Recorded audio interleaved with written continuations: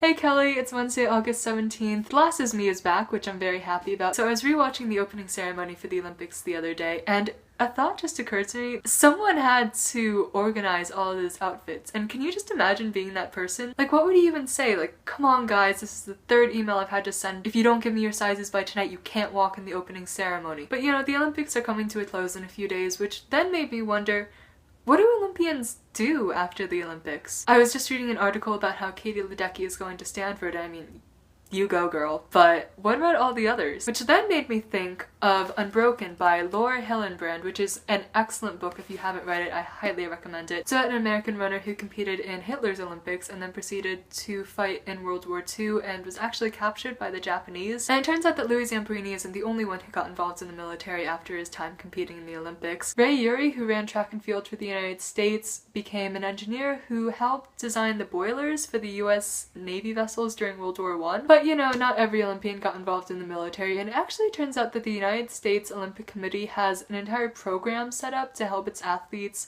get back into the workforce or get the educational training that they need, which is really cool because I found out while researching this that a lot of Olympians struggle with depression after they retire. But it is pretty comforting to know that a lot of them do have jobs and careers after the Olympics, and they work in a wide variety of fields. Some of them do stay in sports as trainers or coaches. Wilma Rudolph, who ran for the United States, she became a second grade teacher, and she also coached track at a local high school. She was also a television sports correspondent, which leads into another apparently quite popular job for Olympians after they retire, which is to become television hosts or sports commentators. Two pretty famous ones right now are Tara Lipinski and Johnny Weir, who figure skated for the United States and are now figure skate analysts for NBC. That's not all they do though. They are also quite involved in charitable work, which it turns out is a very popular activity or profession for a lot of Olympians. Tara Lipinski is a spokesperson for the Boys and Girls Clubs of America, the Campaign for Tobacco-Free Children, and the Childhood Leukemia Foundation. And then Johnny Weir has done a lot to raise money for the Trevor Project. And then there's Shani Davis, who was a speed skater for the United States and also helped create the DC Inner City Excellence Program. Also, apparently Pixar at least partially based the character of Frozone off of him. So if you're a really big fan of the "Where is my super suit?"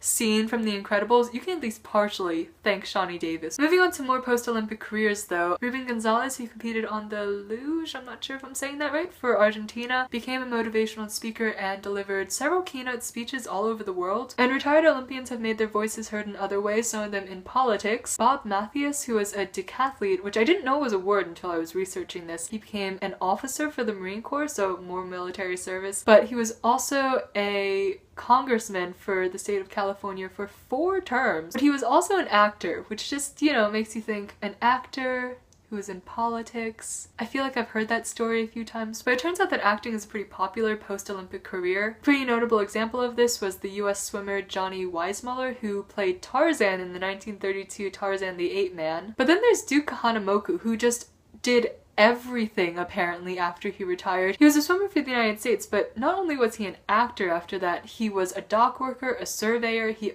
was a gas station owner, he was a city hall janitor, he served as the sheriff of Honolulu, not to mention he popularized surfing, which is just like, how many accomplishments do you need in your life? That's amazing. I guess the point is that Olympians have a wide variety of careers after they retire from the Olympics, and a lot of them seem to be doing quite well for themselves. My question of the day for you is, what has been your favorite event to watch in the Olympics? It's gonna be my video day again on Saturday, but I will see you on Monday.